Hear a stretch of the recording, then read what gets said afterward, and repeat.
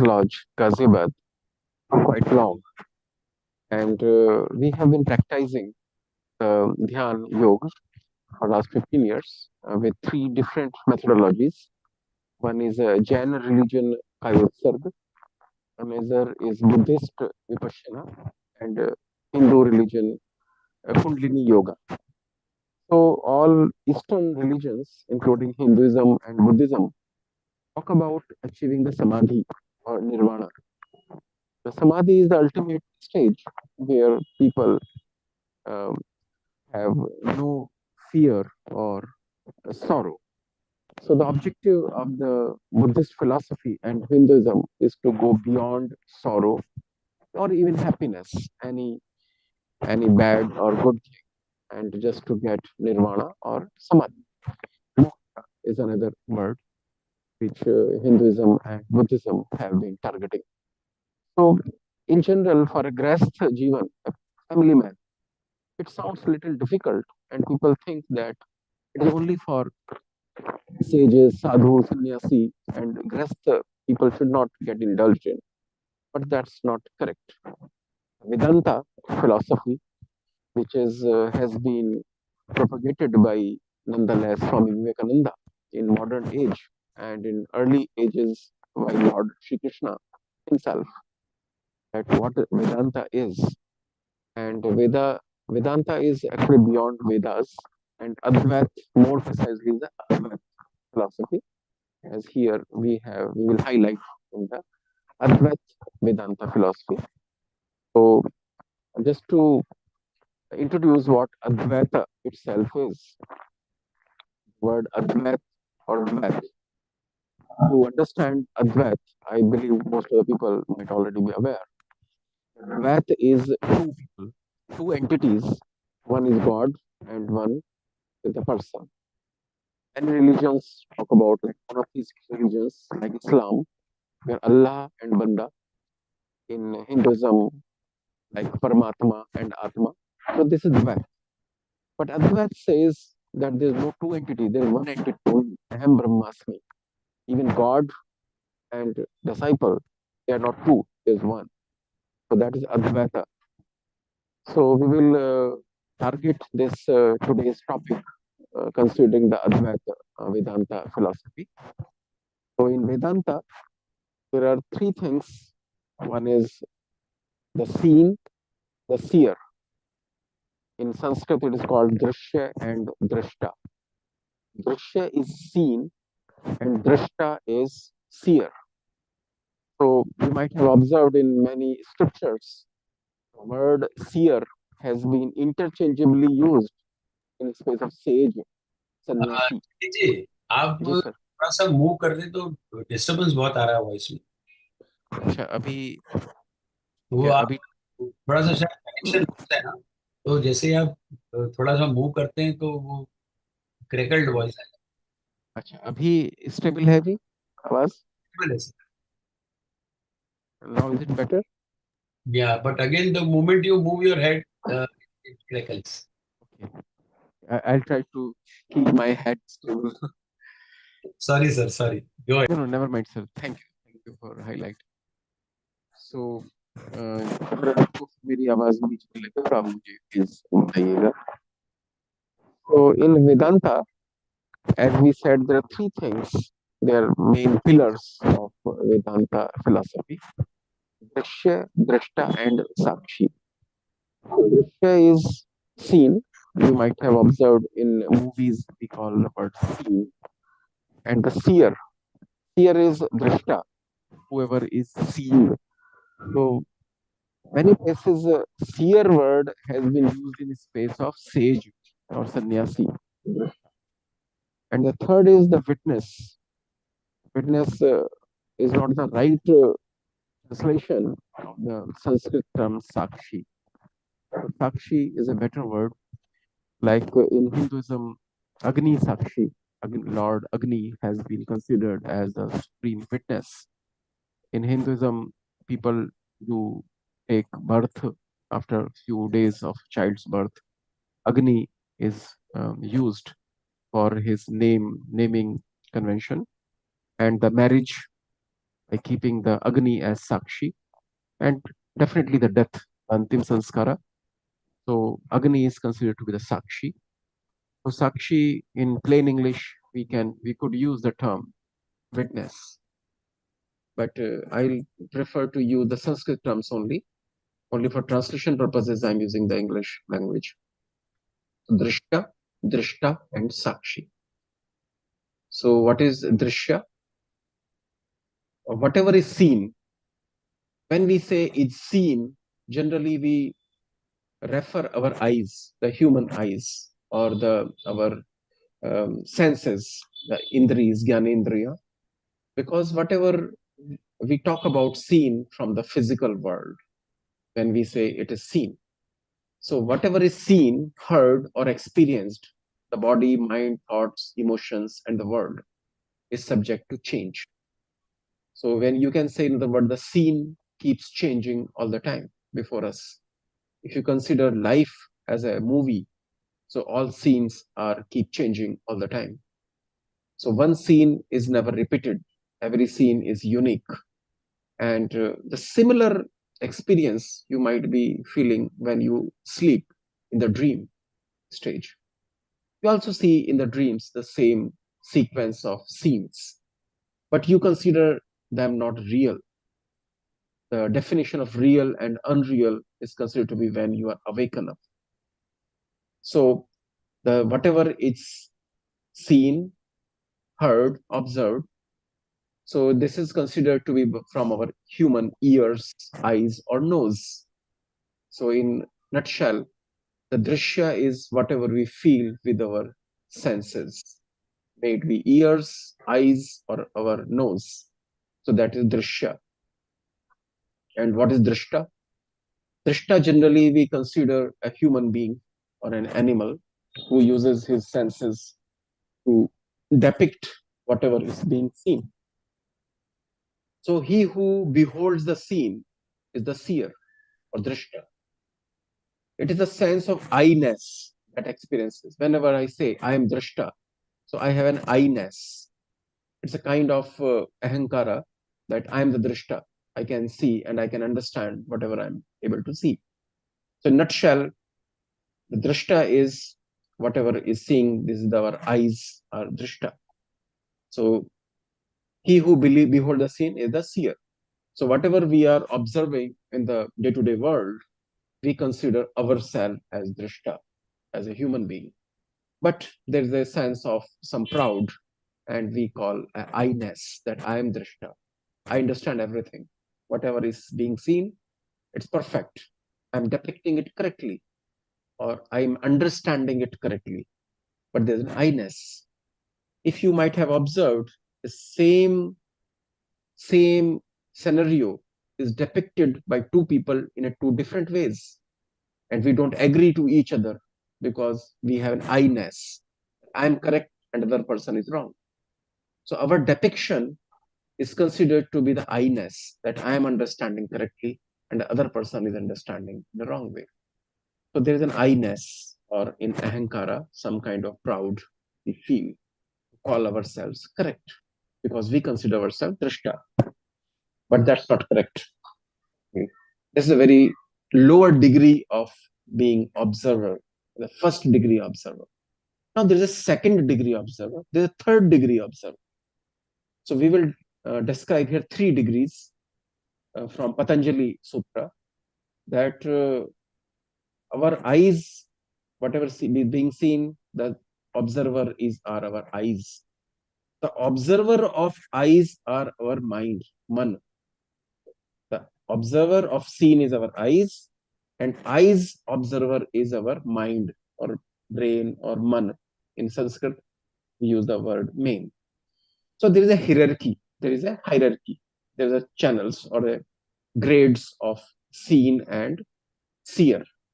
The drashya and drashta, we have three degrees. The hierarchy of the seer and the seen. Level one, the eyes as the seer.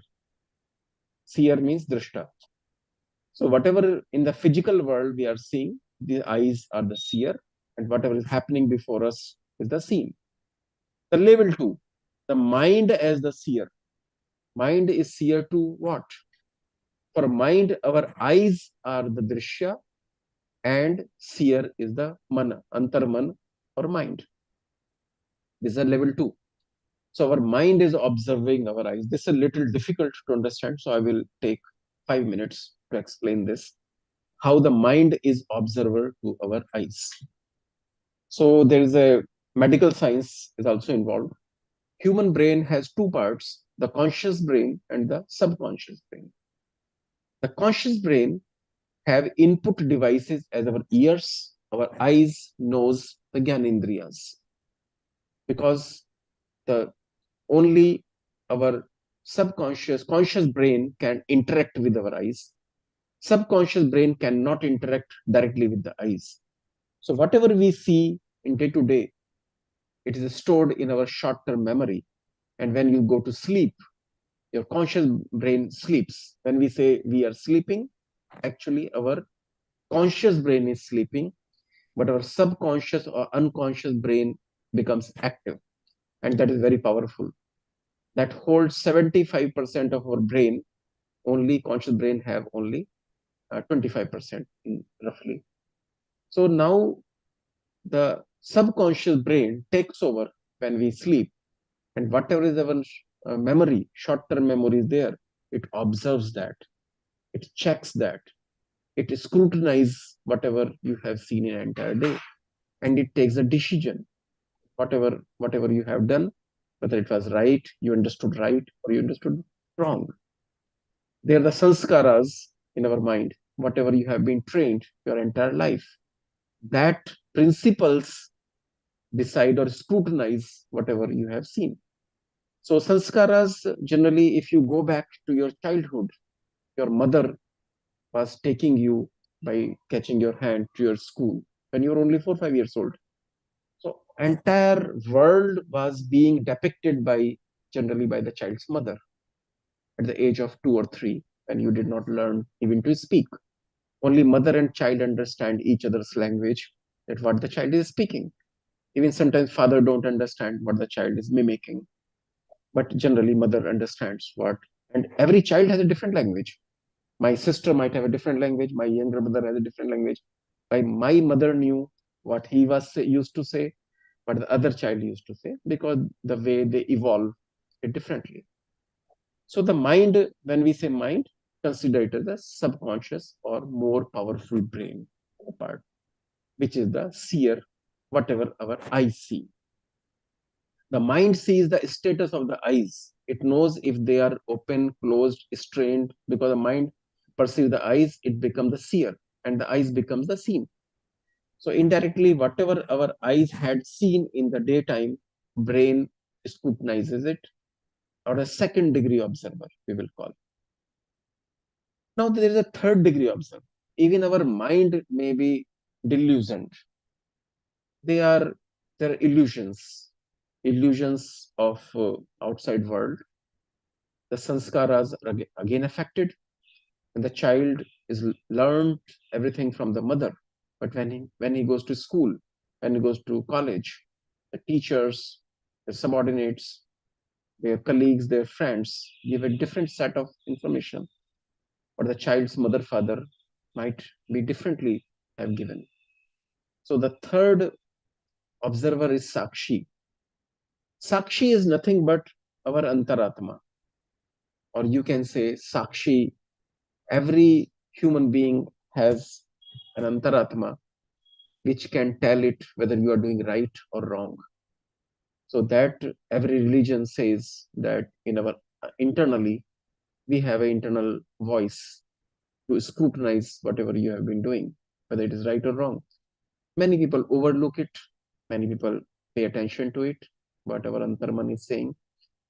So in Advaita, this Antarman or Sakshi is considered to be the eternal Sakshi, and it's directly connected to the super or Paramatma, or which is a single entity across the world.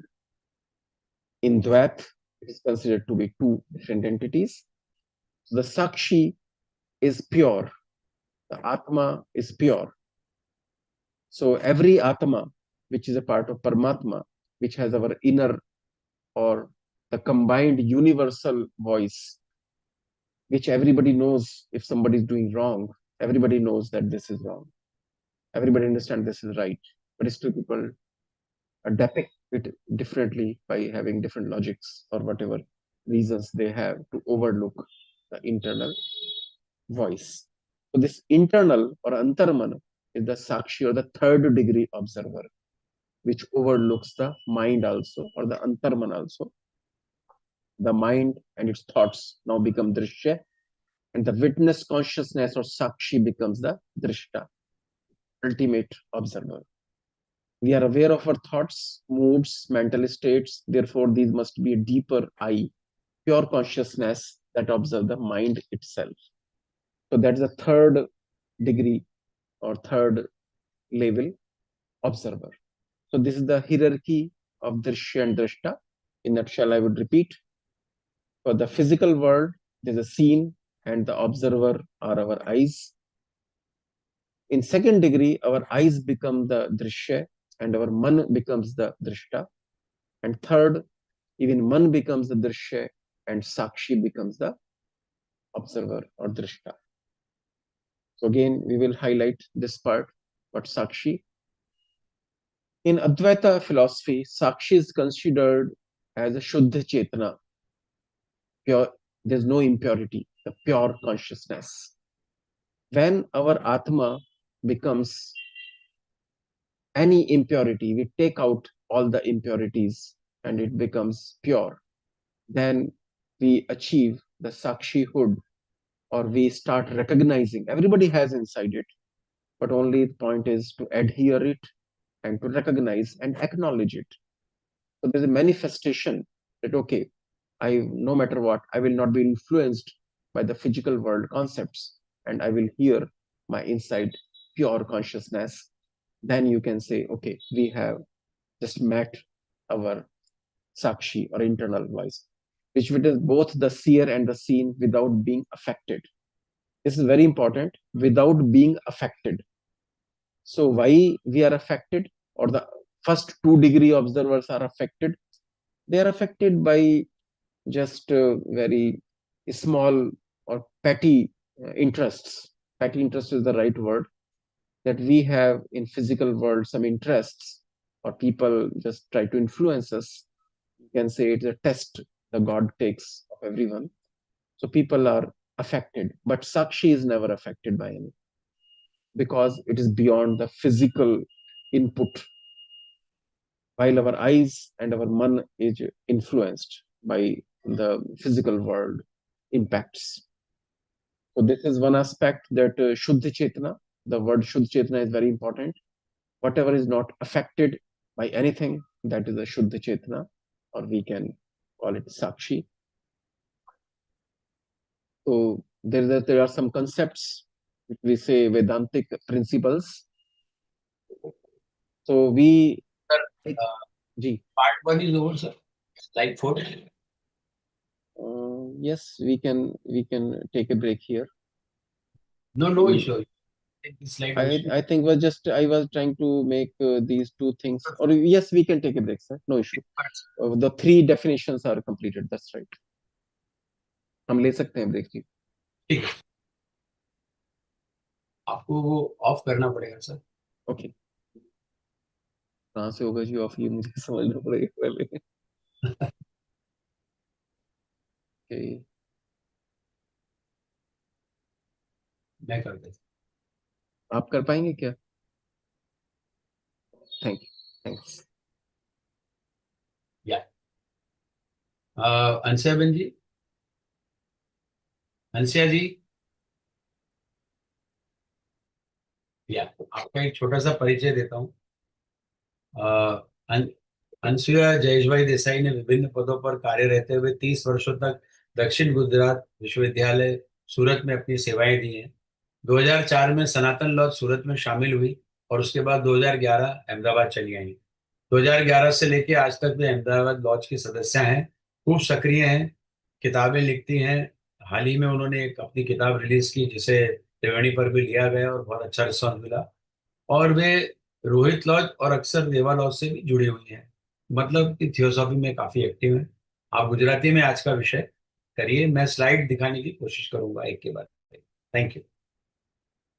Thank you.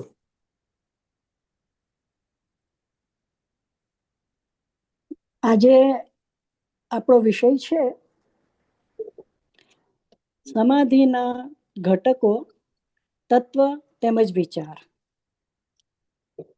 શરૂઆત થાય છે વેદાંત શું છે.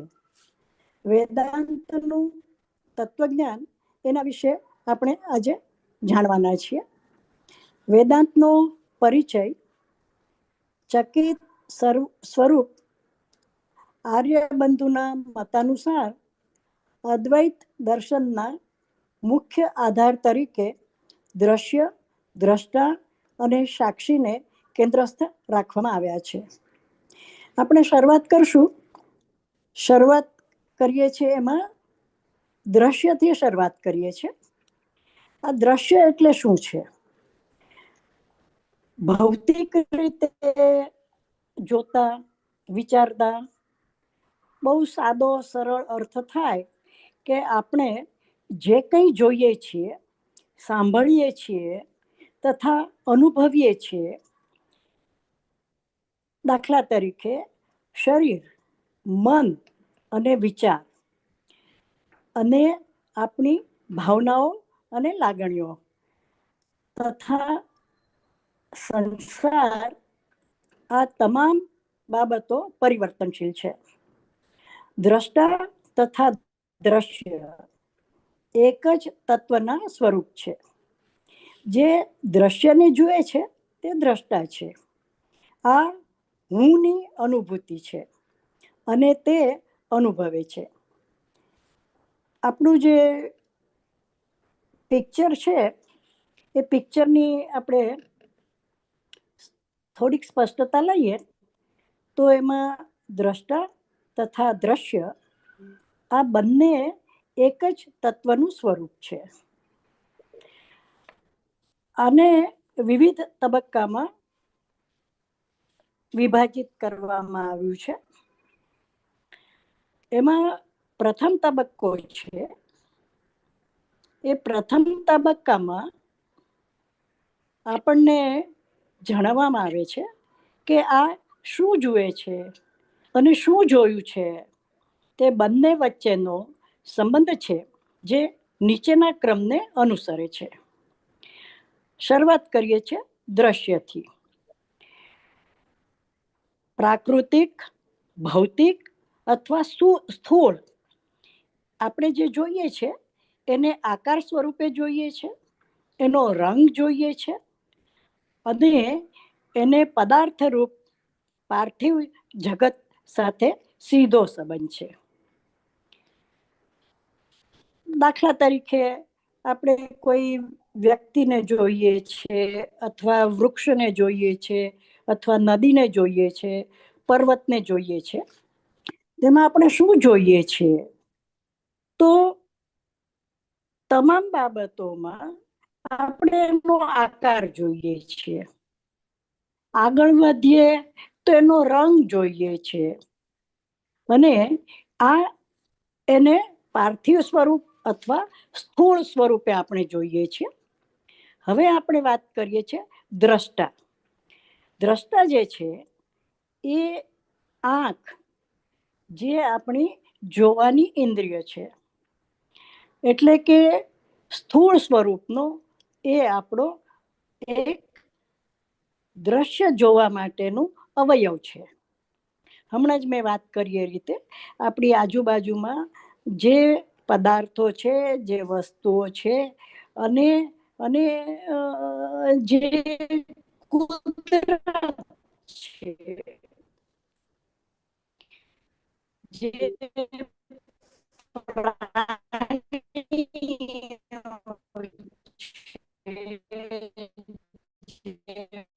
માનવ છે, પશુ છે, પંખી છે, એ બધાને આપણે જોઈએ છે ત્યારે કોના દ્વારા જોવાય છે?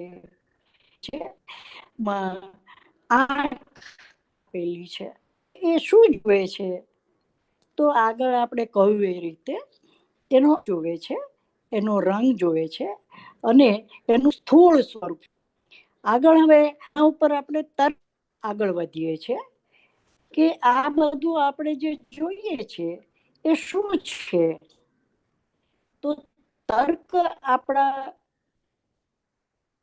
બુદ્ધિમાં, આપણા મગજમાં એ આપણે વસ્તુને જોઈએ છે એટલે ટૂંકમાં આંખ એ કરતા છે અને આપણે જેને જોઈએ છે એ પદાર્થ છે, વસ્તુ છે. હવે બીજા તબક્કાની આપણે વાત કરીએ તો બીજા તબક્કામાં દ્રષ્ટા તરીકે કોણ છે? પહેલા તબક્કામાં આપણે જોયું કે દ્રષ્ટા તરીકે આંખ છે. તો આપણે તબક્કાવાર આગળ સમજવાનો પ્રયત્ન કરીએ છીએ તો એની અંદર હવે બીજો તબક્કો આવે છે. બીજા તબક્કામાં દ્રષ્ટા તરીકે હવે મન છે. મન કર્તાની ભૂમિકામાં છે. તો આ મન શું જુએ છે? આંખ જે જુએ છે એવું જ આ મન જુએ છે. એને આપણે સમજવાનો પ્રયત્ન કરીએ તો દ્રશ્ય, મનની સામે દ્રશ્ય આવે. દાખલા તરીકે સ્વયં આંખ, દ્રષ્ટા છે મન. અને હવે આપણો તર્ક આગળ વધે છે અને આપણું જે મન છે એ આપણી આંખની જે સ્થિતિ છે, સ્થિતિ એટલે કે આંખ ખુલ્લી છે, આંખ બંધ છે, આંખ ખેંચાયેલી છે, વગેરે વગેરે, આ આપણું મન જુએ છે. એટલે અહીંયા આપણું મન આંખને જુએ છે એટલું જ નથી, એને અનુભવે છે. અને તેથી અહીંયા મન દ્રષ્ટા છે અને આંખ દ્રશ્ય છે. ત્રીજો તબક્કો એમાં અંતિમ દ્રષ્ટા એટલે કે સાક્ષી છે. આપણે જુઓ, શરૂઆત કરી એની અંદર આંખથી શરૂઆત કરીએ છીએ કે આંખ જે જુએ છે એટલે કે આંખ કરતા છે. બીજા તબક્કામાં મન એ કરતા છે અને ત્રીજા તબક્કામાં સાક્ષી અંતિમ દ્રષ્ટા છે. એટલે કે દ્રશ્ય જે છે એ મન અને તેમાં પ્રવર્તતા વિચારો. સાક્ષી શું જુએ છે? આપણે આંખ બંધ કરીને જ્યારે ધ્યાન કરવાનો પ્રયત્ન કરીએ તો આપણે ધ્યાન કરીએ ત્યારે બાહ્ય જગત આપણને જે દેખાય છે એનાથી કંઈક જુદું જોઈએ છે. અને મન જે છે એમાં જે વિચારો છે, દાખલા તરીકે આપણે પર્વત જોઈએ તો આપણા મગજમાં એક વિચાર ચાલુ થઈ જાય.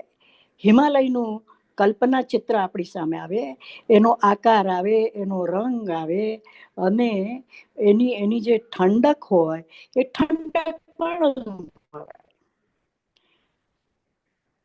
બીજી વાત આગળ ચાલીએ તો દ્રષ્ટા. તો અહીંયા દ્રષ્ટા કોણ છે?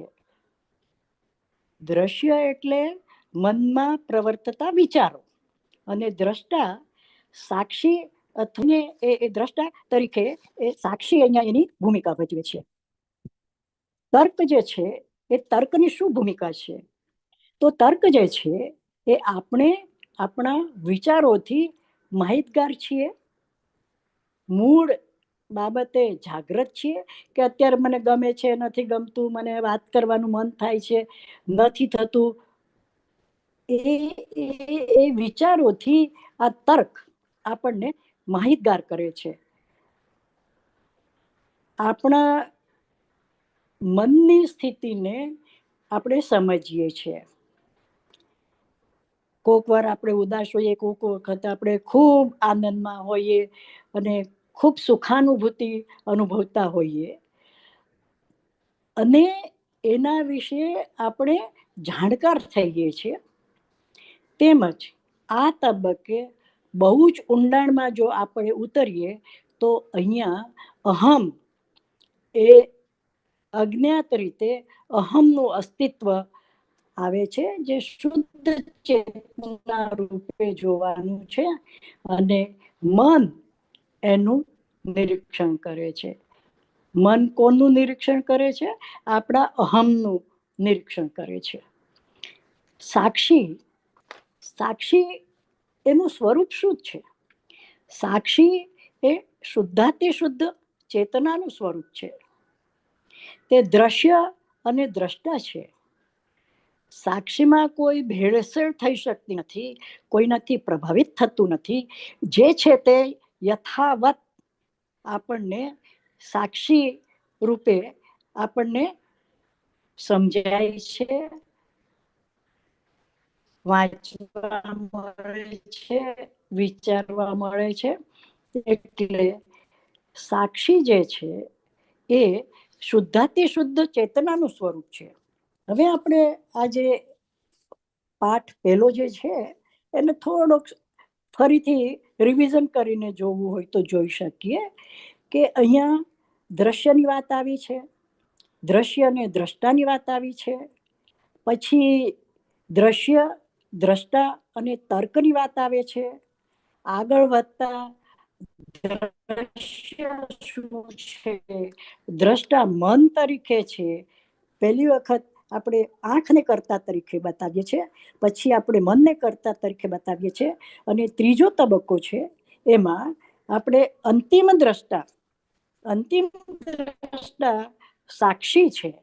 અને સાક્ષી ભાવથી આપણે જે કંઈ જોઈએ છે એની અંદર આપણે આપણો તર્ક, અને આ સાક્ષી શું છે? સાક્ષી એ ચેતનાનું શુદ્ધાતિ શુદ્ધ સ્વરૂપ છે. એમાં કોઈ ભેળસેળ નથી, એ કોઈનાથી પ્રભાવિત થતું નથી, અને એ જેવું છે તેવું રજૂ થાય છે. તો અહીંયા મને લાગે છે કે આપણે ભાગ 1 પૂરો કરીએ છીએ. Thank you so much Anusuya बहन, बहुत ही बढ़िया तरीके से आपने गुजराती में उसका ट्रांसलेशन किया। और अब हम हिंदी की ओर चलते हैं।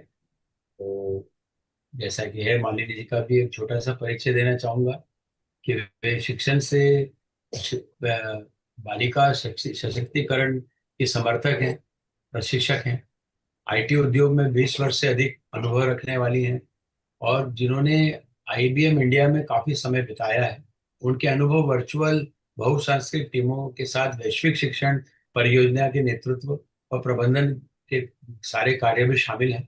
उनकी प्रमुख कुशलताएं शिक्षण परामर्श, वितरण प्रबंधन, परियोजना प्रबंधन, व्यावसायिक संचालन और संचार और सार्वजनिक भाषण के क्षेत्र में है। प्रिंट इंडिया में आईटी पत्रकार के रूप में उन्होंने कैरियर शुरू किया था। इंडियन एक्सप्रेस समूह मुंबई स्थित एक्सप्रेस कंप्यूटर में मुख्य उप संपादक के पद पर कार्यरत थी, और उसके बाद ही उन्होंने वो संगठन से वो छोड़ा। मुंबई में सिटी बैंक और हांगकांग के शंघाई बैंक और कॉरपोरेशन में संक्षिप्त कार्यशल उन्होंने किया। काफ़ी सारी विभिन्न अलग अलग जगहों पर उन्होंने शिक्षाएं दी हैं, और अपने इतने व्यस्तम कार्यक्रम में से भी वो समाज के लिए काफ़ी चीज़ें करती रहती हैं। हाल ही में उन्होंने एक कार्यक्रम किया, और थियोसॉफी से भी जुड़ी हैं, और त्रिवेणी पर भी लगातार हमें अपने उद्बोधनों से प्रेरणा देती रहती हैं। तो मालिनी जी, हिंदी में आज का विषय कहिए। मैं कोशिश करूंगा कि मैं पीपीटी दिखा पाऊँ साथ साथ। धन्यवाद। धन्यवाद तरल जी। मुझे लगता है मेरा इंट्रोडक्शन लंबा था और मेरा जो हिंदी ट्रांसलेशन है वो और शॉर्ट संक्षिप्त रहेगा। तो सटीक होना चाहिए। Thank you. तो मैं एक सरल सवाल से शुरू करना चाहती हूँ। मैं वास्तव में कौन हूँ? Who am I? हम आमतौर पर खुद को शरीर या मन मानते हैं, लेकिन वेदांत हमें इससे गहराई में देखने के लिए कहता है और जैसे कि शुरुआत में बोला गया, ये जो सेशन है वेदांत फिलॉसफी के ऊपर है, अद्वैत philosophy propagated bye Swami Vivekananda. तो वेदांत हमारे अनुभव को 3 भागों में समझाता है, दृश्य, दृष्टा और साक्षी। जो कुछ भी हम अनुभव करते हैं वह इन तीनों में ही आता है। मैं एक से संस्कृत कोट का इस्तेमाल करना चाहूंगी। ब्रह्मा सत्यम जगन मिथ्या जीवो ब्रह्मोव नापरः। केवल ब्रह्म ही वास्तविक है, संसार एक आभास है और व्यक्तिगत आत्मा ब्रह्म के अलावा और कुछ नहीं। तो आगे एक और कोट से समझा जा सकता है, दृश्यते अनेन इति दृश्यम दृष्टा तु साक्षी केवलः। जो देखा जाता है वह दृश्य है, वास्तविक देखने वाला केवल साक्षी है। आगे बढ़ते हुए, जो कुछ भी हम देख सकते हैं, सुन सकते हैं, महसूस कर सकते हैं या सोच सकते हैं, ये सब दृश्य है। यहां तक कि हमारा शरीर, हमारे विचार, हमारी भावनाएं भी दृश्य है। यत् दृश्यम तद नाश्यम। जो कुछ भी दिखाई देता है वह नश्वर है। आगे बढ़ते हैं दृष्टा की ओर। यदि कुछ देखा जा रहा है तो देखने वाला भी होना चाहिए। तो ये मैं अनुभव कर रहा हूं या कर रही हूं, यही दृष्टा है। दृष्टा दृश्यम विच्छेद, या दृष्टा दृश्य विवेकः, यानी दृष्टा और दृश्य के बीच विवेक करना ही ज्ञान है। आगे बढ़ते हुए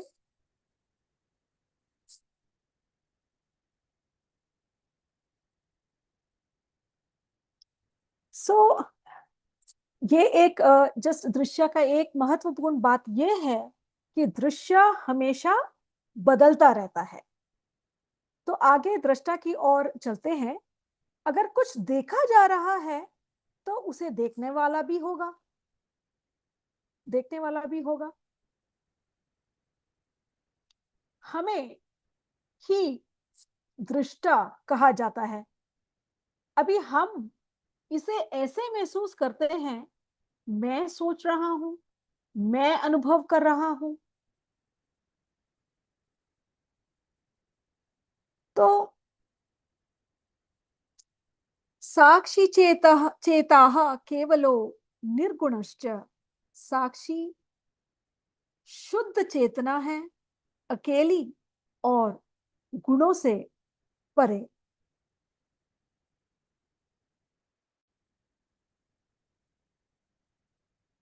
आगे बढ़ते हुए अभी हम स्लाइड तरल जी किस स्लाइड तक किया गया है? स्लाइड नंबर 5 तक या 4 तक साक्षी? ये तीसरी स्लाइड है जिसमें लेवल 1, लेवल 2, लेवल 3। अच्छा, ओके ओके, मैं तीसरा स्लाइड, यस। तो तीसरा स्लाइड, द हायरार्की, दृष्टा और दृश्य का क्रम, देखने वाले और देखे जाने वाले के बीच का संबंध एक विशिष्ट क्रम में होता है। जैसे कि लेवल 1 में आंखें दृष्टा के रूप में है, दृश्य भौतिक रूप, रंग और भौतिक जगत। दृष्टा आंखें दृष्टि का भौतिक अंग। तर्क, हम वस्तुओं को अपनी आंखों के माध्यम से देखते हैं, इसलिए वस्तु के सापेक्ष आंख विषय है। लेवल 2 मन ही दृष्टा है। इसमें दृश्य स्वयं आंखें, अपनी आंखें, और दृष्टा हमारा मन। तब मन आंखों की स्थिति को देखता है, ये जानता है कि वे खुली है, बंद है या तनावग्रस्त है। क्योंकि मन आंखों को अनुभव करता है, इसलिए वे दृष्टा बन जाता है और आंख दृश्य बन जाती है। लेवल 3, साक्षी। साक्षी ही परम दृष्टा है। दृश्य मन और उसके विचार, दृष्टा साक्षी चेतना, जो उन्होंने बोला प्योर, जो बदलता नहीं है। तर हम अपने विचारों, मनोदशाओं और मानसिक अवस्थाओं से अवगत है। इसलिए एक गहरा मैं, शुद्ध चेतना अवश्य होना चाहिए, जो स्वयं मन को अवलोकन करता है। इसी के इसमें मैंने बोला था दृष्ट दृश्य विवेकः, यानी कि दृष्ट और दृश्य के बीच विवेक करना ही ज्ञान है। नाउ मूविंग टू स्लाइड 4, साक्षी। शुद्ध चेतना जो देखने वाले और देखे जाने वाले दोनों को बिना प्रभावित हुए देखती है। So that which observes or understands without getting impacted. साक्षी शुद्ध चेतना है जो अकेली और गुणों से परी है। स्लाइड 5 हमने कवर किया है, और do we stop there? Yeah, you have to stop here now. Okay, We will continue. Okay. तो मैं एक ही लास्ट स्लाइड 4 में कहना चाहती हूँ कि आंखें संसार को देखती है। हाँ, आंखें संसार को देखती है, लेकिन मन आंखों को भी देखता है। और साक्षी में हम अवेयर हो जाते हैं मन में क्या हो रहा है, और हम मन को भी जानते हैं। तो अंतिम में जानने वाला कौन है? That is the level 2। सो वह अंतिम जानने वाला ही साक्षी है। वह सब कुछ देखता है पर किसी से प्रभावित नहीं होता। Thank you. बहुत बहुत धन्यवाद चकित जी, आगे बढ़िए विषय पर, और आप जो आप शेयर कर सकते हैं। Thank you. Thank you. एक बहुत अच्छा बहन जी ने डिस्क्राइब किया, और जो अनुसुईया देसाई जी ने, माता जी ने बताया, उसमें बहुत अच्छी बात, मैं एक बात मिस कर गया था कि दोनों एक ही रूप के प्रकार हैं, और हम इसको अब आगे हाईलाइट करेंगे कि लेवल 1 और लेवल 2 वास्तव में सेम ही है, एक ही है। तो चाहे दृश्य हमारा भौतिक जगत हो या हमारा मन और बुद्धि हो, ये दोनों ही भ्रम पैदा करते हैं। सबसे ज्यादा the most illusionary is our wisdom, और सो कॉल्ड बुद्धि और मन। They are illusionary, as illusionary as the physical world or scene are. So let me share my screen. If I share.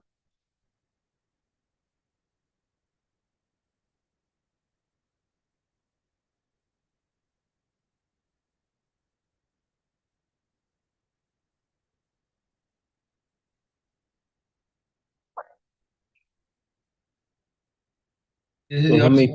Go ahead. Yeah. So there are some principles in Vedantic, and the Vedanta, as I said earlier, is more about the illusionary part. Whatever we see is illusion in the physical world, and more illusionary is our brain or mind, which depends, because buddhi always distracts us. The primary distraction is the karta bhav, that I am the intelligent person, my brain is correct, and other brains is low degree. It's a very common experience we used to see, that every person wants to prove himself or herself, calling that I'm understanding better, you're understanding poorly. You don't understand the thing. See from my eyes, see from my, मेरे चश्मे से देखो, मेरा चश्मा ज़्यादा intelligent है, because they have lot of chain of their logics, tark. They have different logics behind that confidence that I'm right. But that is illusionary. The illusionary is the way a man or buddhi explains the physical things are totally based upon on their personal experiences. That is not an eternal truth. No, everybody understands that their own experience is the eternal truth, but that is not correct. The reason is everybody looks at some knowledge or physical world from their earlier experiences. So, buddhi भ्रमित करती है. Wisdom just is illusionary and it impacts the person thinking and the karta bhav. So all things are illusionary and spoils our depiction of the scene itself. So how it is different from the ultimate seer or sakshi? So जो देखा जा सकता है वह मैं नहीं, आत्मा मन और शरीर से अलग है. That which can be seen is not me. The soul is distinct from the mind and the body. So why it has been described symbolically that when we say our Atma, there are many depictions in different religions. What is soul? What is Atma? Many religions to depict that, tell that something goes out when person dies. That is Atma.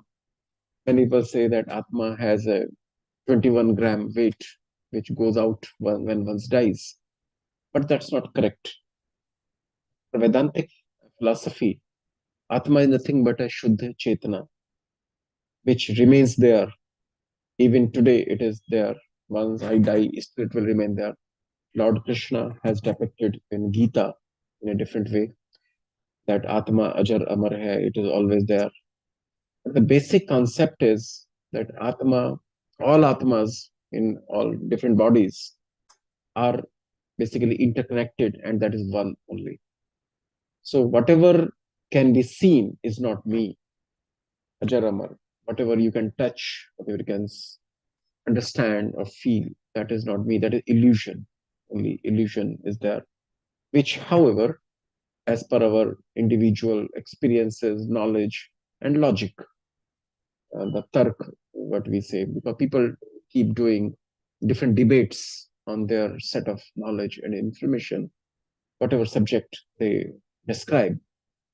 And there's a famous story that when four blind people touch the elephant, so who touches the elephant feet? He says, hey, it's a pillar. Who touches the ears of the elephant? Hey, it's a fan. So different people depict as per their experiences, information, and knowledge, so-called knowledge, and they depict. But the truth is that our brain, mind, just spoils our understanding and try to make illusionary and karta bhav, that okay, I'm the best depicting person. But that's not correct as per the Vedantic philosophy.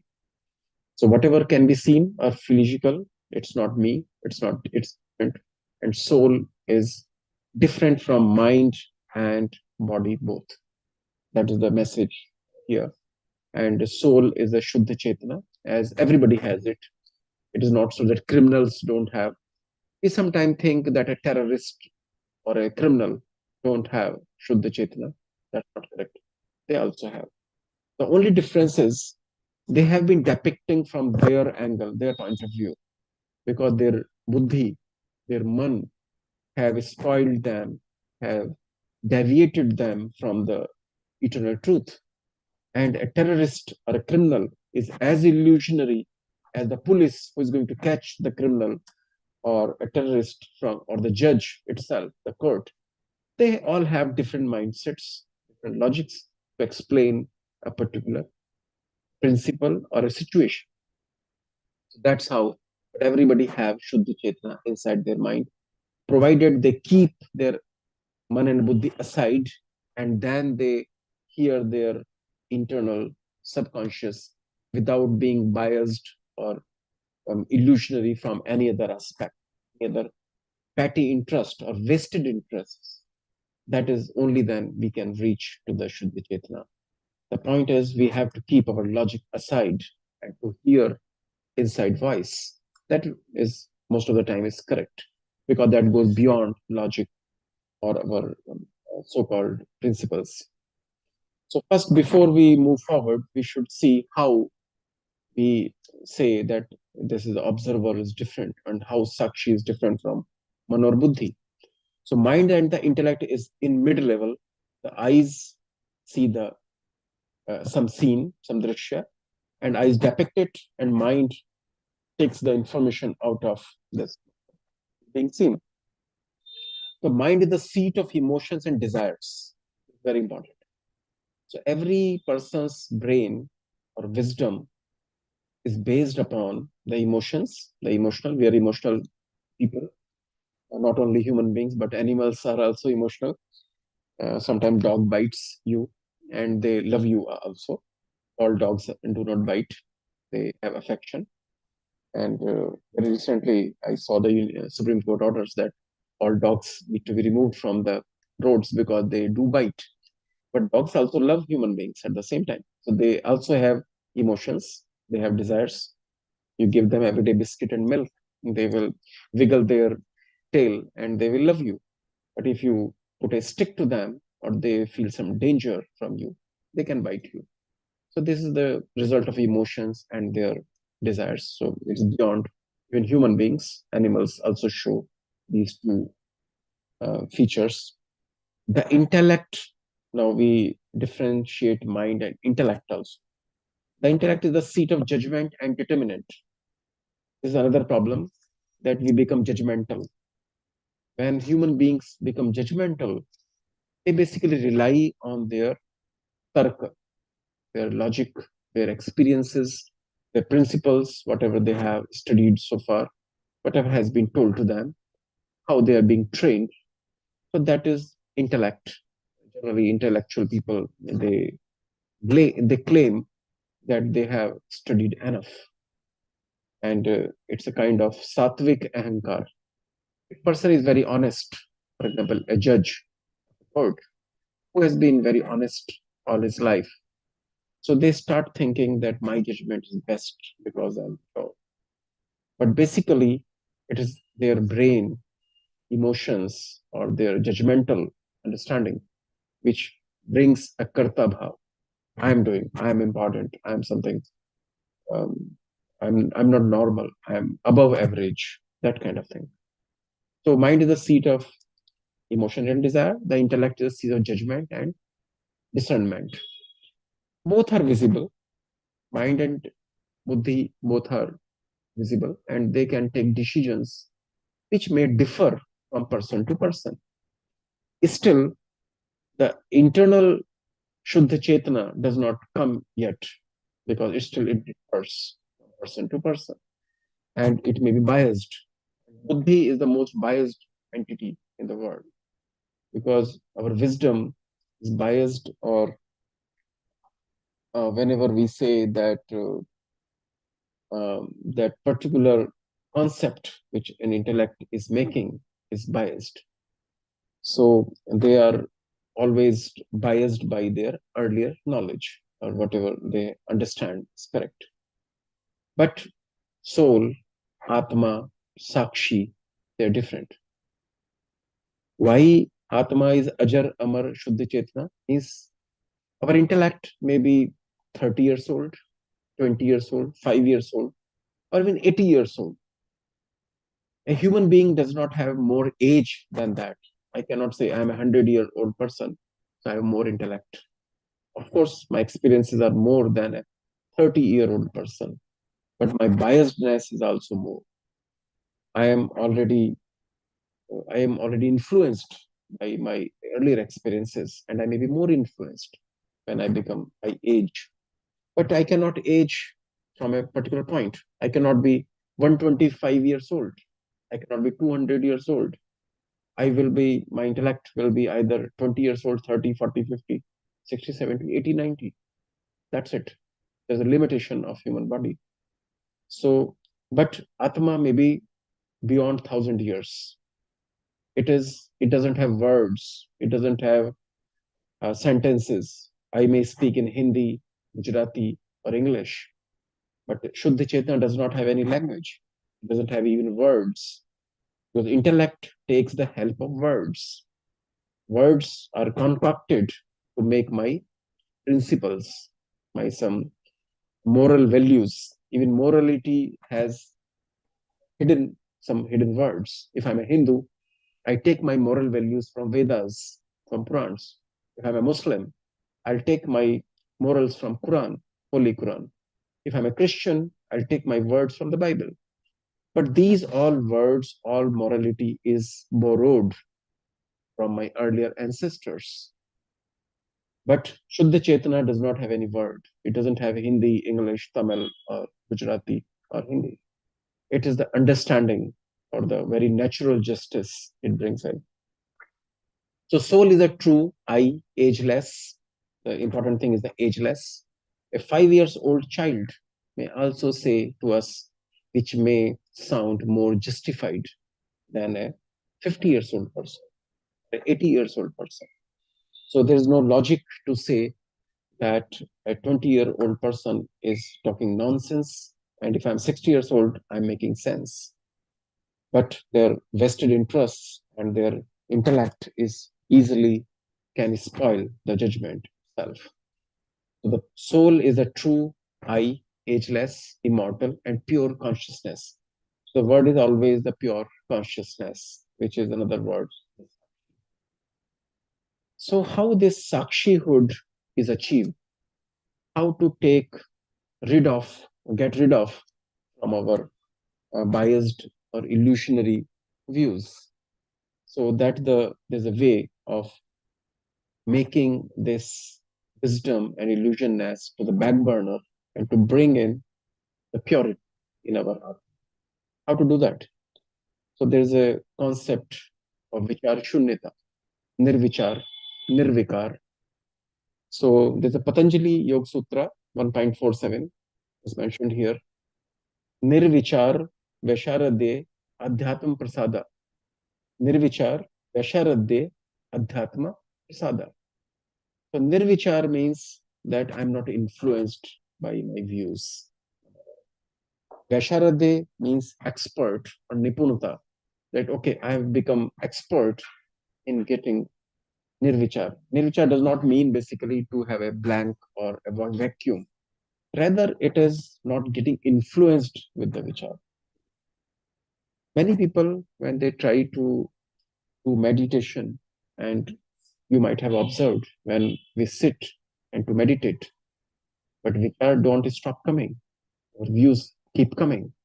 What are these views which keep coming when you try to be silent, you try to be away, you try to be vicharless, but it doesn't happen. All sort of vichar keeps coming. My neighborhood, what he has done earlier, my daughter is my daughter, what my son is doing, what that person is doing, what America is doing, what Iran is doing. Many all sort of views keep coming. So how can I stop these views? Basically, we cannot stop. The human brain is full of memories, and these which will keep coming. So there is some methods in different practices which have been suggested. Like in Jain religion, there's a Kayotsarg. In Buddhism, there's Vipassana, and in Hinduism, Kundalini Jagran. So they focus on certain methods that how to achieve it. So basically, vichar will keep coming, train our mind in a way that we don't give any food, any हम उसको खाद पानी ना दें. In my Guruji's words, it's a khad pani, the fertilizer and water. So when you fertilize a plant and water, it grows. So whenever some views are coming to your mind, don't give extra views. Don't add something to it. And let the vichar keep coming to your mind. Let the views keep coming. You just don't pay attention to that. You don't give from your side some more views to it. So In other words, it is called विचारों की निर्झरा. विचार झड़ जाएंगे, जब पेड़ से पत्ते झड़ते हैं, विचारों का निर्झरा हो जाएगा once you stop giving them food and water. So this is a long practice in meditation. People do that in order to achieve the nirvichar thing, nirvicharhood, so that nirvichar means your man and buddhi stop influencing your judgment. And this is the practice that once you do this achievement, then your Shuddha Chetana gets powered. It's already there. Only thing is how to communicate with it, how to let it more powerful than your man and buddhi. So basically, nirvichar means is to get rid of your influencing from buddhi and man, mind and wisdom, so-called wisdom, when I say. So Patanjali also says, nirvichar visharade adhyatma prasada.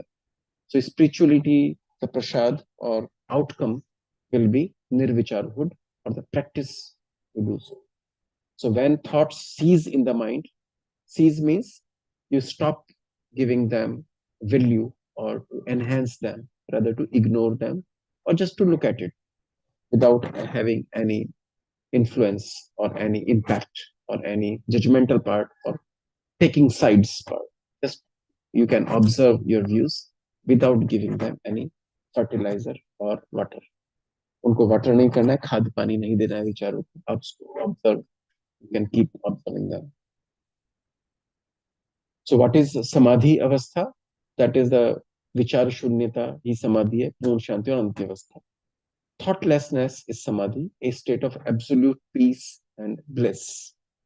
So what is absolute peace and bliss is when you stop supporting a negative or a positive view. The supporting part is very important, that you stop suggesting them or whatever you have heard earlier.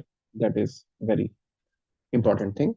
So biasness or purvagraha, in Hindi we call purvagraha, to bias. Any bias is removed from the mind. So we all are biased views. When we become unbiased, then our chit becomes Shuddha and we achieve the Sakshi. That's the objective of this practice, and not to come on the thoughtlessness. Technically, it is not thoughtlessness. Thoughts will keep coming, but you have to ignore them without getting influenced. That is called thoughtlessness. Otherwise, thought may keep coming. But with the practice, once you learn to stop getting influenced with them or to support a good or bad view, that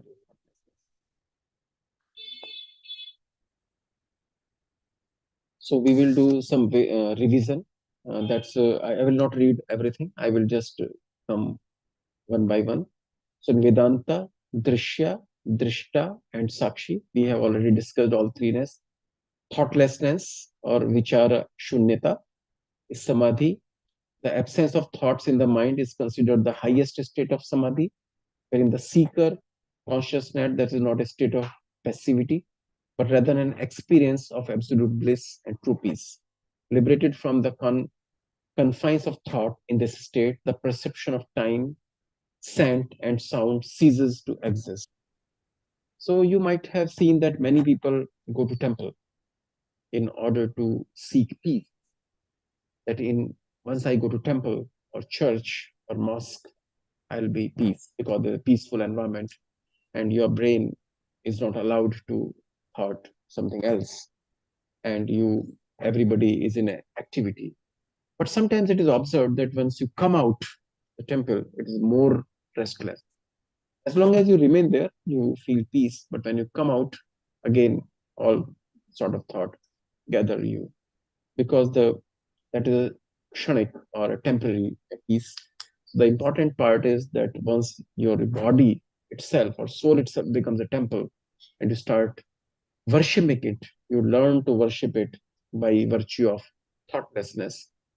Stop being affected from different thoughts. It is very difficult.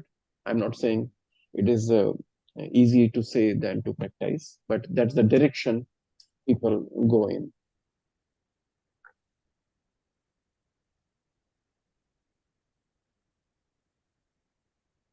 So some points are there that how we can take what is this state. But the boundaries of the mind dissolve and generation of thoughts with the seeker ceases. The state is termed vichar shunyata. There are different ways that we go to. Many people just do meditation, and in Jain Dharma, like Kayotsarga, they start observing the breathes or breathness. We take the breath in, then hold it, and then exhale it. This is one point that we start looking at the journey of prana inside. We start seeing all parts of our body one by one. So these are methods of getting the attention to our some focal point where to get rid of other views. But as I said, once you become activity less, then all sort of vichar will keep coming. They will keep coming, but you have to train your body or mind to not to ignore them, but not to give any khad pani to it from your side, not to enhance. Because once we have some point, some view about a particular thought, only then we start growing that thought and it comes to a chain of thought. So we have to avoid to make it chain of thought, let the coming. And it's by practice, once you start learning, ignoring it, then you can achieve this thoughtlessness and connect with the Sakshi part.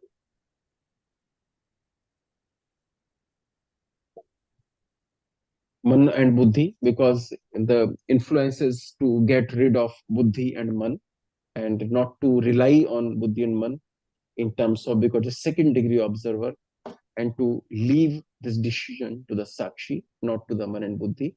Sakshi or Shuddha Chetana is the observer of Man and Buddhi also itself. So soul, Atma, we will highlight on this because we have already observed the first 2 degree of Drishya and Drishta. The definition, soul is the true, either true self.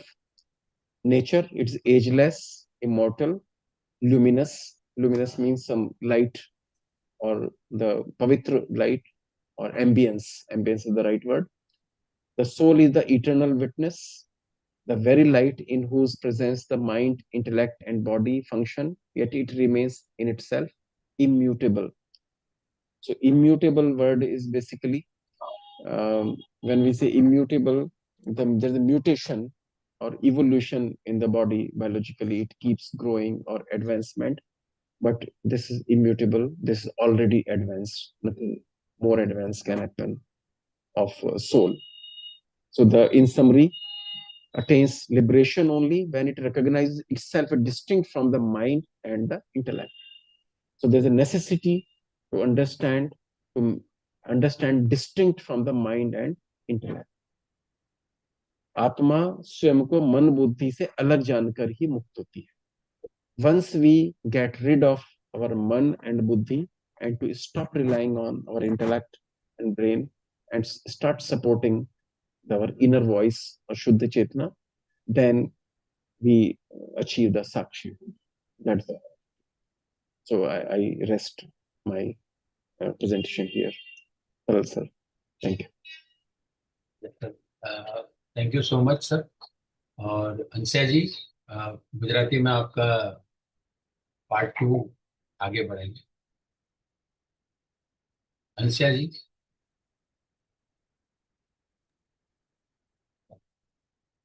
या आप दिख रहे हैं.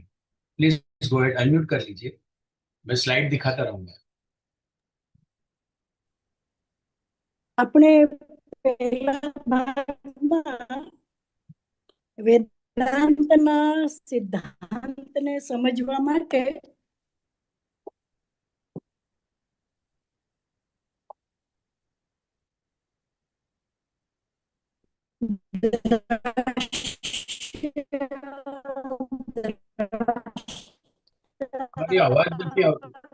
અવાજ correct થાય છે. વસ્તુ, પદાર્થ, સાક્ષી એના વિશે સમજવાનો પ્રયત્ન કર્યો છે. વૈદલામાં આપણે જે છે ને એ એની ભૂમિકા સમજવાનો પ્રયત્ન કર્યો હતો. કારણ કે પાયાની વસ્તુ નહીં સમજાય તો વેદાંતિક સિદ્ધાંતો સમજવા આપણા માટે ખૂબ અઘરી વાત થઈ જાય. અને પાયો આપણો જો મજબૂત હશે તો આપણે વૈદાંતિક સિદ્ધાંત સમજવા પડશે. તો આ વૈદાંતિક સિદ્ધાંતમાં શું વાત આવે છે? વૈદાંતિક સિદ્ધાંતમાં પ્રથમ વાત બહુ મહત્વની જે કહેવામાં આવી છે એ છે કે જે દ્રશ્યમાન છે,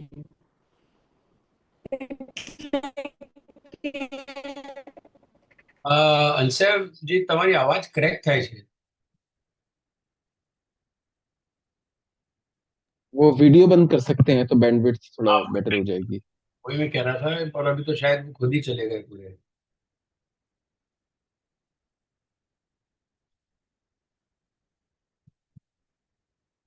मैं देखता हूँ, कॉल करता हूँ उनको.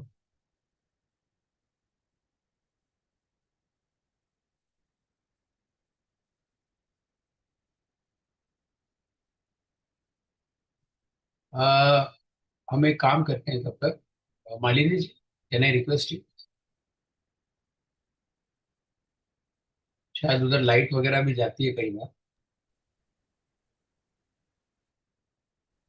यस यस श्योर तरल जी. कनेक्शन गया है तो can you continue with Hindi? Yes yes sure. તો રૂમી આમાં કહે છે આપણને अच्छा, अभी કે गया. આત્માને પોતાના કાન છે. એમ આઈ ઓડિબલ? या नाउ यू आर ऑडिबल. अगर आपका कनेक्शन तो आप वीडियो ऑफ रखिए, नो प्रॉब्लम, जैसे कि स्लाइड बता रहे. हेलो, नहीं आपका ऑडियो चला गया वापस.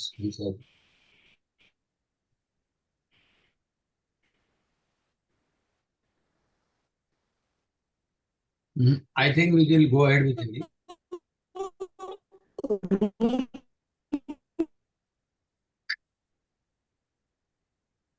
नहीं, वो नहीं है.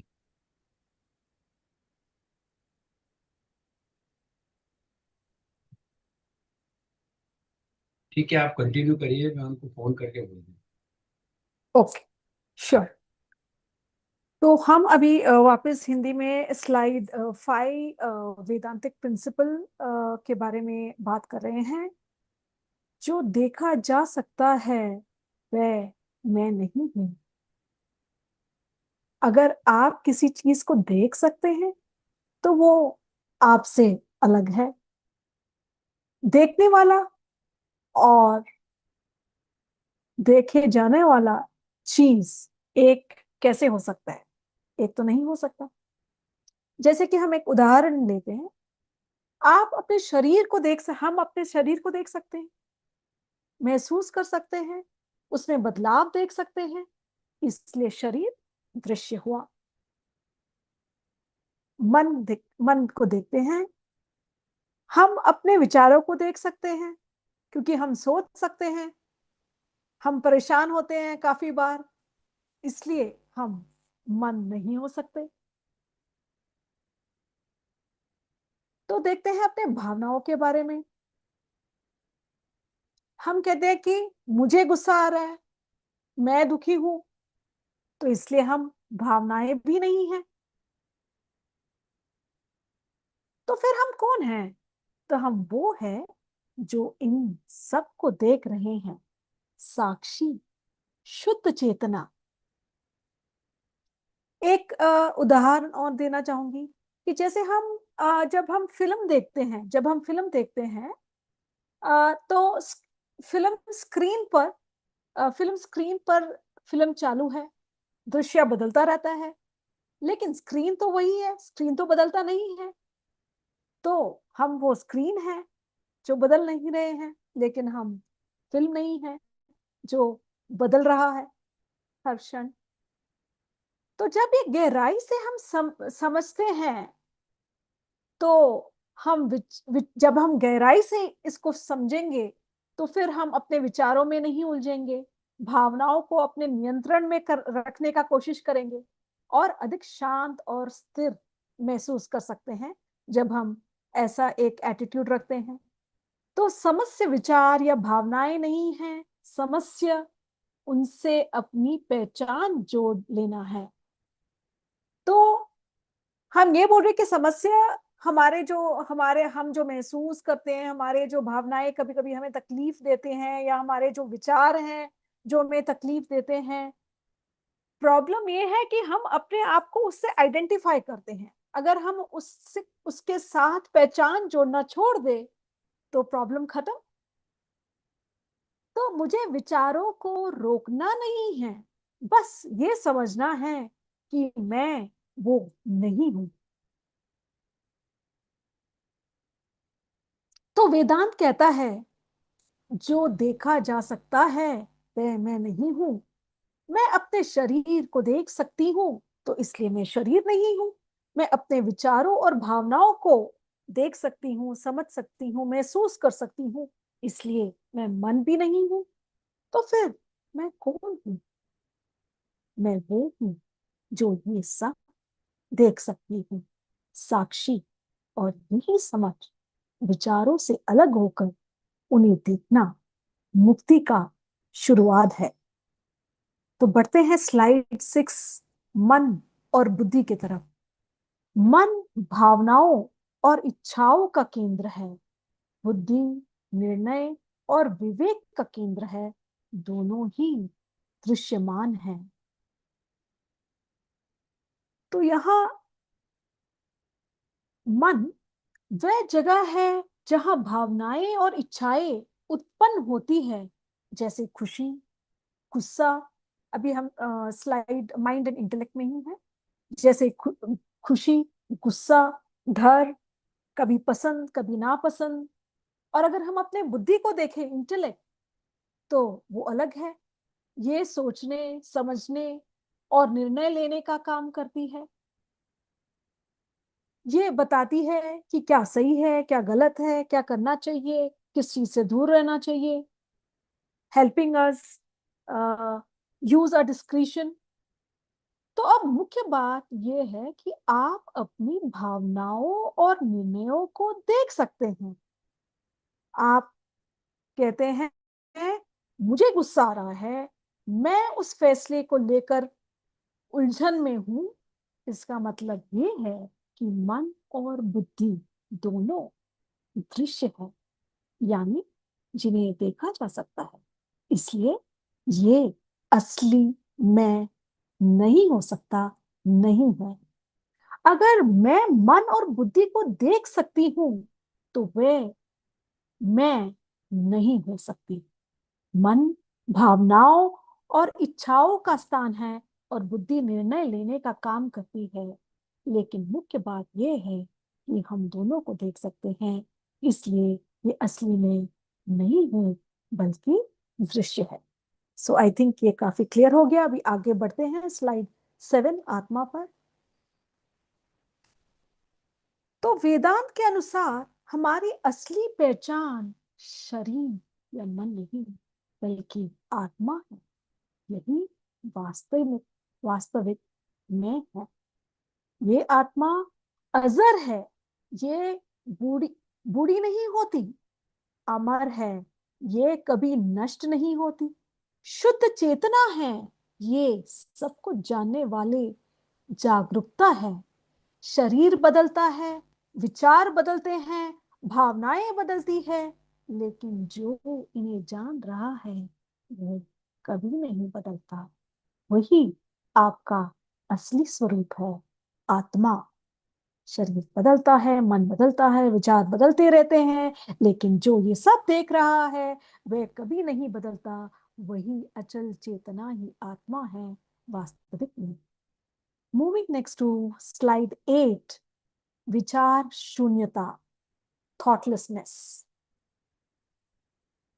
तो विचार शून्यता का मतलब ये नहीं कि मन खत्म हो गया या खाली हो गया।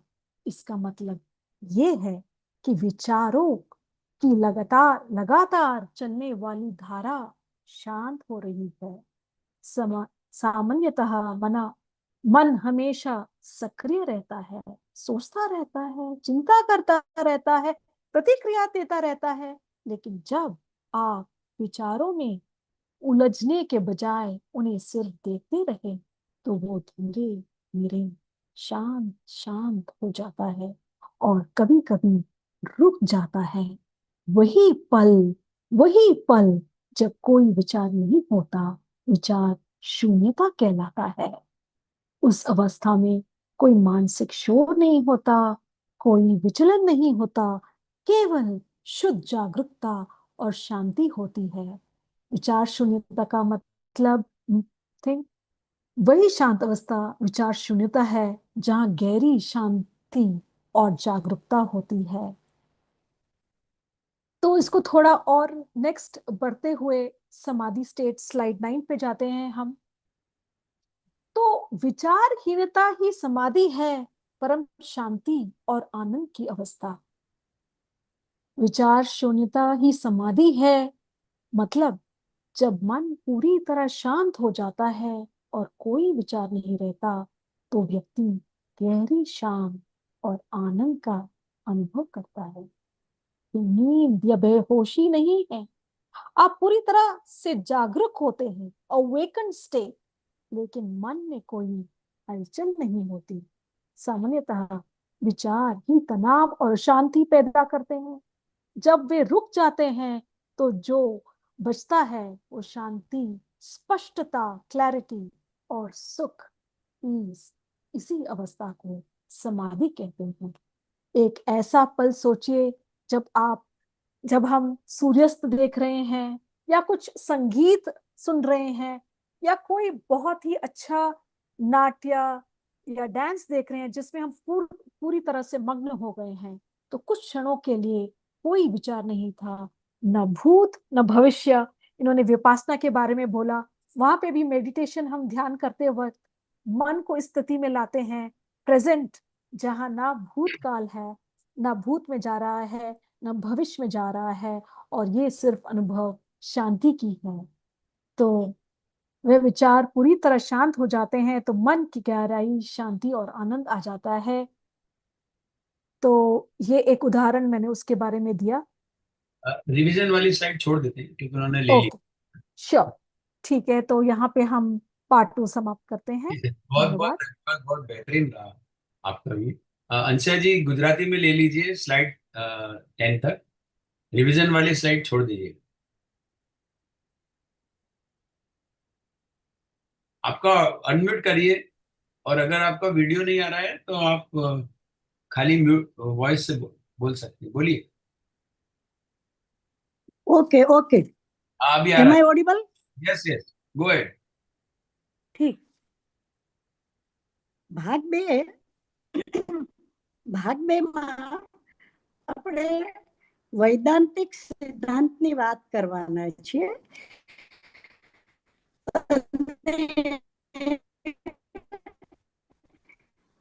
ભાગ બે ની हेलो हेलो, अंशुया भाई, अंशुया बहन, वीडियो ऑफ कर दो, खाली ऑडियो चालू रखो, वीडियो ऑफ कर दो। ભાગ એક માં મળી ગઈ છે, हेलो એટલે हेलो, એમાં अंशुया વધુ जी, સમય વ્યતીત નથી કરતા। अंशुया जी, हेलो। ભાગ બે માં હાજી તમારો બોલો જી। વિડિયો ઓફ કરી દો એટલે ઓડિયો સંભળાશે। હા હા, વિડીયો ઓફ કર્યો મેં। Okay done, thank you. હવે સંભળાય છે? હા બિલકુલ ક્લિયર। Okay okay.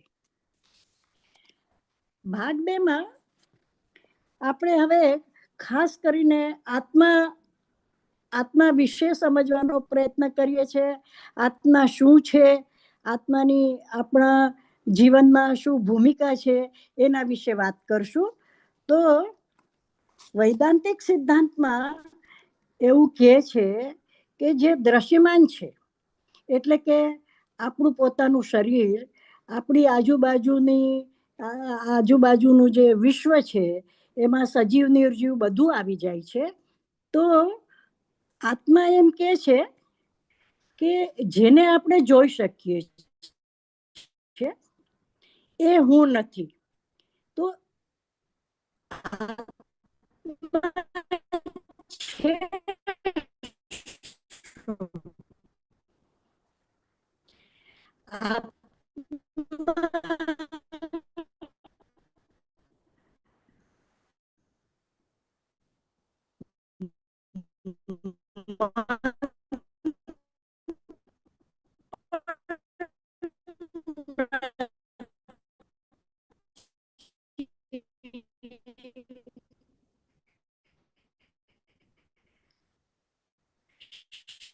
એ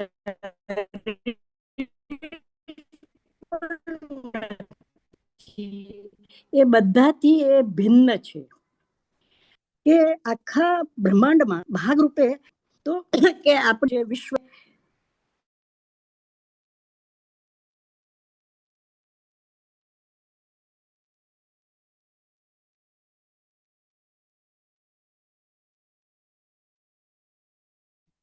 नहीं, आई थिंक उनका सेट नहीं हो रहा है, मैं उनको फोन कर देता हूँ। आई थिंक लाइट गई है वहां पर, तो नॉर्मली उनका ऐसा होता नहीं। Hello, am I audible to all? जी जी, आप ऑडिबल है। तो मेरे ख्याल से उनका मैं कुछ बाद में रिकॉर्डिंग करके इसमें डाल दूंगा। तब तक हम आज की सभा में आगे बढ़ सकते हैं। तो किसी को कुछ कहना हो, प्रश्न हो तो पूछ सकते हैं। चकित जी, हाँ, वीडियो ऑन कर दिया आपने। मालिनी जी, अपना वीडियो ऑन करिए।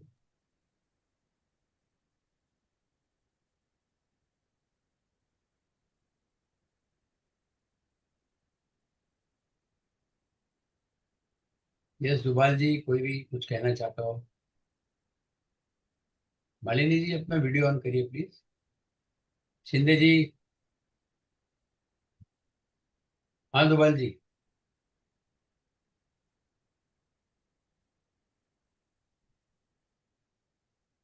विमल जी।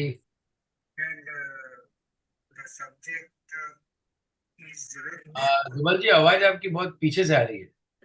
The subject is very deep. Any person's perspective on the world, that is zero, and Sakshi, that is witness, is deeply rooted in her synthesis of philosophy.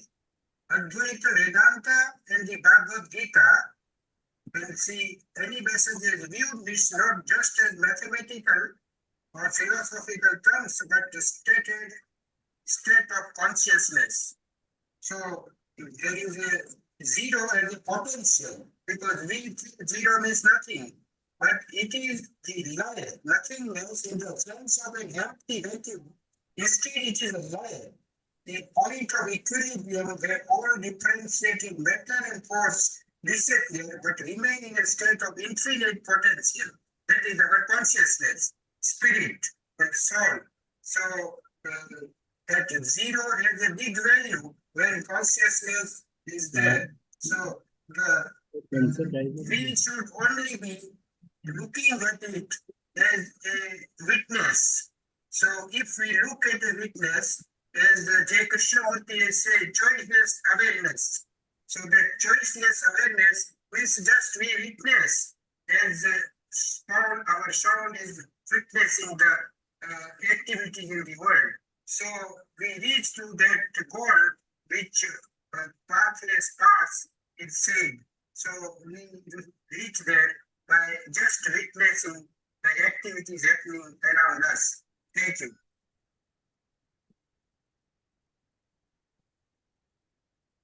Right, sir. So, yes, Vimal ji, please go ahead. Very nice topic and very interesting and very well dealt with all the translators. I just wanted to say one thing that the Vibhuti Pad number 3 says Swarupa Shunyam Eva Samadhi. So what this means is Swarupa means the sense of self. So the when you the three things which Yoga Sutra says is dharana, dhyana, and samadhi. The difference is on these three is that in dharana we are focusing on one topic, but a lot of other topics are also coming in our mind. Dhyana, we are more focusing on that one topic, very less of other topics, but the sense of self is still there in dhyana. Okay, it's going and it's coming, but there is a sense of self. But in samadhi, there is no sense of self, and the person is feeling fused with the thing he's seeing.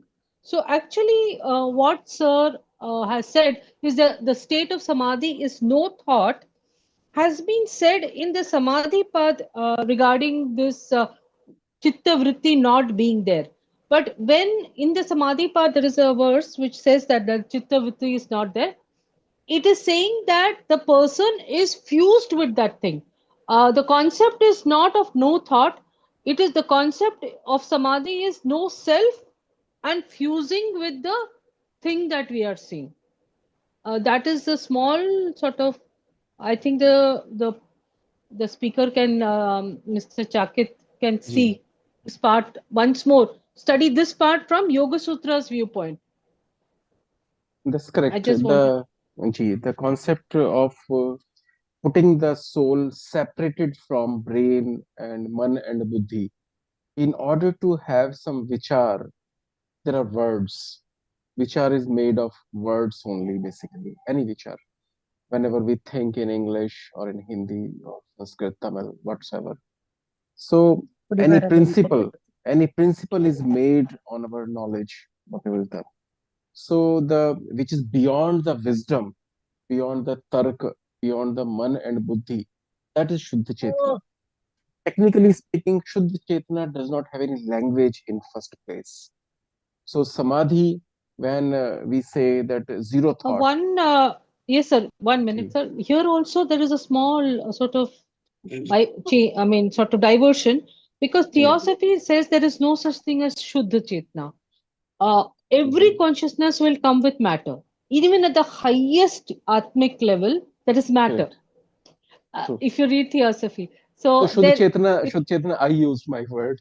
Nobody has used Shuddha Chetana. Yeah, both are there. So the matter is very fine. That is, so that is also so small. Otherwise, it was a wonderful talk.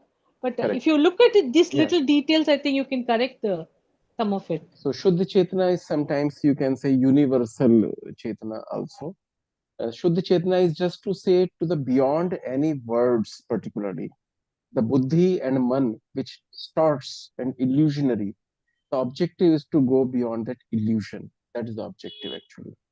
So Shuddha Chetana means just to go beyond the man and buddhi. That was the objective, which Yoga Sutra says Nirvichara, because Patanjali Yoga Sutra says that's a reference. It's not many books might be saying like Buddhism says something different.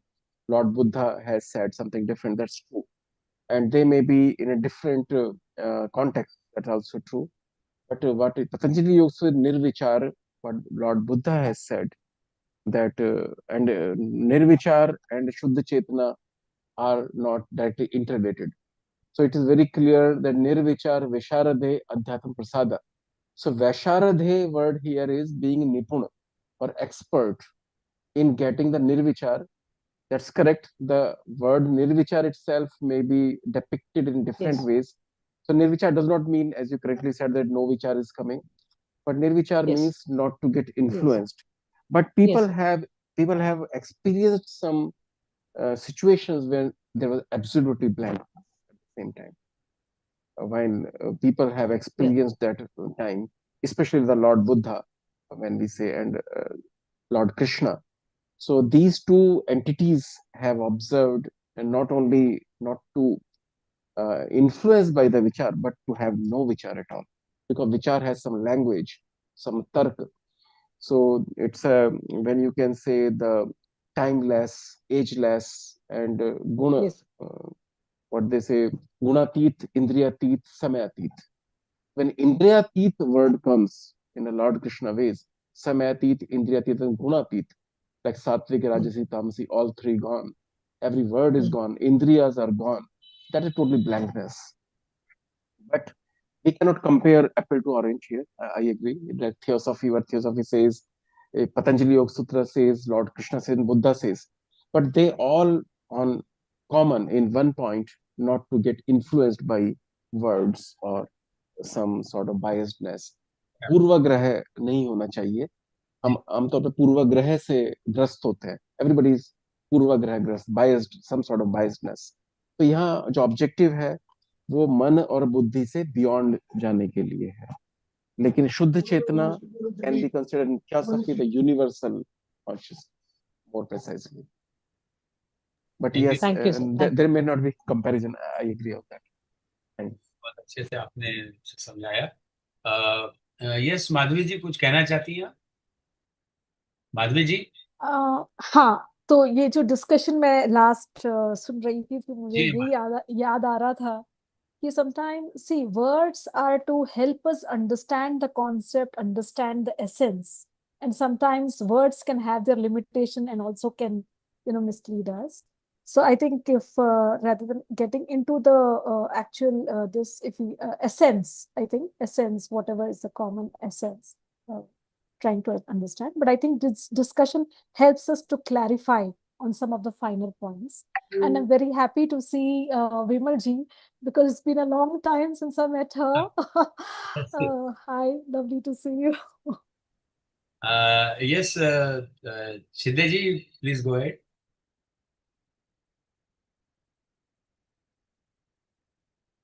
Unmute. Sir. Oh, it has gone. I am. No, you are visible and audible, sir. Please go ahead. But in my laptop, it is not seeing. Something has happened. Yes, Anyway, I am audible, no? yes, audible and visible. In my laptop, I am not at all visible. Only Zoom is there. दृश्य शून्यता हो गई वहां. Okay. See, I must appreciate SWARUP ji, who has made CHAKIT. His name is CHAKIT. Really, he has explained very nicely. Very deep study is there, and we are happy to listen him. And Madhavi ji also explained in Hindi. So I am happy to listen all these talks. And what Vimal ji was telling about the pure consciousness, it is the content-free consciousness, where there is sensitive reception, unveiled spiritual, what we say, that perception will be there. That is what we understand. Otherwise, today's topic is very nice. Witnessing consciousness. Very important. Witnessing consciousness itself is the consciousness which is awake, attentive, alert. So are we really touching that witnessing consciousness, that Sakshi Bhava? Are we witnessing religions are separating us? Politics are dividing us? So once we understand this, once we witness this witnessing itself is sensitive perceptiveness, and that enlightens the whole humanity. But humanity is unable to reach to this witnessing consciousness. It is still in the dilemma of observer and observed. The very witness is awareness itself, and the observer is the experience like thought, emotions, and sensations. So observer is the past, and he is conditioned. He is always looking from his own conditioning. That is what CHAKIT has explained it. Therefore, he is always looking from that conditional point of view.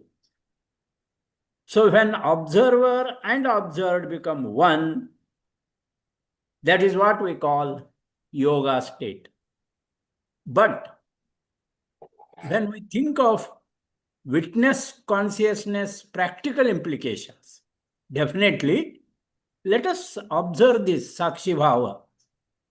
As one observes his own thoughts, emotions without being them, just witnessing, just Sakshi Bhava, definitely it reduces our attachment to the worldly matters. Even worldly matters, thoughts, everything connected with this worldly matters, because that is matter after all. Secondly, the second implication is also it increases the awareness, attentiveness, alertness on one hand, and that results in less reactivity, because we create space between stimulus and response. as we study in theosophy, there is a space between two thoughts. So if we witnessing that space, then probably the result will be less reactive. Otherwise, we are always reactive, not acting. Such witnessing life force then keeps us means all who are the real seekers of truth, on the right track without getting swept away. So Krishnamurti said, in this sense, suffer, suffer, suffer and learn. A person who suffers understands, enlightens better than the person who has just studied. So, alchemist transforms their pain into something meaningful. So, this is what witnessing consciousness makes one an alchemist. Means he transforms everything. That is what I want to add in this. I am not visible. I don't know what my laptop is doing. Thank you very much. Yes, sir, you are visible and audible. You're visible to us, sir. Yes. And Shindeji, beautiful points you articulated. Thank you so much for adding and sharing. Thank you, sir. And now, Anshuya ji, you are back. So, if you would like to say something, you missed 3 slides, but it's fine. नहीं तो ये on कराएगा ना. आप कुछ कहना चाहती हूँ तो अनम्यूट करके कह सकते हैं, ऐड कर सकते हैं. नहीं नहीं साइन बोलो. हाँ, कहिए. હા, તો આપણો બીજા ભાગ વિશેની વાત ચાલતી હતી. हाँ, એમાં આત્મા એના વિશે વાત હતી કે દ્રશ્ય જે જગત છે એ દ્રશ્ય જગત એ આપણે સ્થૂળ આંખથી જોઈએ છીએ, સ્થૂળ કાનથી સાંભળીએ છીએ, તો એ જગત અને આત્માનું જગત આખું જુદું છે. એટલે જે જોઈએ છે એ માયાવી જગત છે. આત્માના સ્વરૂપ વિશે વાત છે તો આત્મા એને જન્મ નથી, એને મૃત્યુ નથી, એટલે અજરામર છે, અવિનાશી છે, અને એને આકાર નથી, એને રૂપ નથી, એને ગંધ નથી. એટલે આત્માની જે વાત આપણી ચાલે છે તો ચૈતન્ય જે છે આપણામાં, એ ચૈતન્ય છે એ આત્મા થકી ચૈતન્ય છે. અને આપણે એમ કહીએ છીએ કે ભાઈ ફલાણી વ્યક્તિ ગુજરી ગઈ. अनुसुया बहन, प्लीज स्पीक इन हिंदी और इंग्लिश, मैम. विमल जी 1 मिनट सर, मैं हूँ कंडक्ट कर रहा हूँ, 2 मिनट उनको कहता हूँ, उनको फ्लो मत करो, चलने दीजिए. ओके. जी. અંશુયા જી, હા જી. મારે રિક્વેસ્ટ છે કે ભલે ગુજરાતીમાં કહો, તમે ખાલી એક શોર્ટમાં સમરી આપી દો, કારણ કે હા એ શોર્ટમાં જ કહેવા માંગુ છું. હા, શોર્ટમાં તમે સમરી આપી દો અને પછી આગળ. હા એ શોર્ટમાં જ કહી રહી છું. હા, ખાલી હું સ્લાઇડ તમને બતાવું છું, એ કહી દો. અંતે આપણે સમાધિસ્થ પરિસ્થિતિની વાત કરીએ છીએ તો સમાધિ વસ્તુ શું છે અને જે દેખાય છે નથી દેખાતાની જે વાત છે એમાં બુદ્ધિ, વિચારો એનું વિશેષ પ્રદાન છે. એટલે આપણે અંદર કંઈક જુદા છીએ અને પ્રોજેક્શન આપણું કંઈક જુદું છે. એ આપણી બુદ્ધિની કરામત ચાલે છે. આપણું મન ચંચળ છે એટલે આપણું મન ક્યાંય સ્થિર થતું નથી. એટલે સમાધિસ્થ અવસ્થા જે છે એ વિચાર શૂન્ય અવસ્થા છે અને વિચાર શૂન્ય અવસ્થા થાય ત્યારે જ આપણે સમાધિસ્થ થઈ શકીએ છીએ.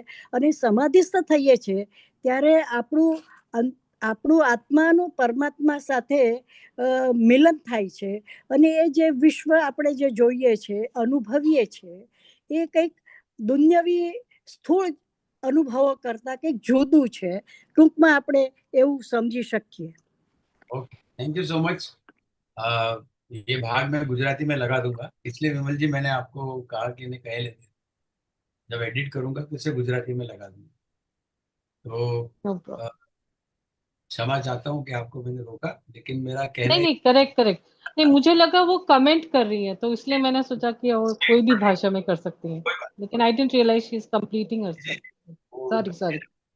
I'm sorry. कनेक्शन चला गया, टेक्निकली कारण ये सब करना पड़ता है। तो अब हम चकित जी, बहुत बहुत धन्यवाद। आप अगर प्रत्यक्ष हो जाएं तो आपको भी धन्यवाद। हाँ, आ गए आप। तो नाइस, बहुत thanks for giving this opportunity. बड़ा आपका धन्यवाद है कि एक विषय लेके आते हैं, बढ़िया विषय लेके आते हैं। पिछली बार आप एक विषय लाए थे जिसका एक वाक्य में उल्लेख हुआ था, मालिनी जी ने उस विषय से शुरू किया, who am I. That's the absolutely correct, that's right, I observe that. बहुत बढ़िया बात है, उसको मैं इसके पीछे लिंक में डाल दूंगा क्योंकि कहीं ना कहीं कनेक्ट है। तो हाँ, वो मंडूकोपनिषद का था और ये सभी चीजें आपस बहुत में बहुत धन्यवाद, इंटरलेटेड है कहीं ना कहीं। बहुत रोचक विषय लाया। और सभी जो लोग, धन्यवाद सर। अगले मंगलवार हम मिलेंगे फिर से, 8:15 बज रही है, तो मेरे ख्याल से हम उस हिसाब से आगे बढ़ते हैं। अलार्म बज गया। तो अर्चना जी, आप शांति पूजा की ओर चलिए। सर्वे वै सुखिनः सन्तु, सर्वे सन्तु निरामया, सर्वे भद्राणि पश्यन्तु, मा कश्चित् दुःखभाग् भवेत्। ॐ शान्ति शान्ति शान्तिः। बहुत धन्यवाद अर्चना जी और सभी लोगों को, धन्यवाद। बहुत मजा आया। Thank you.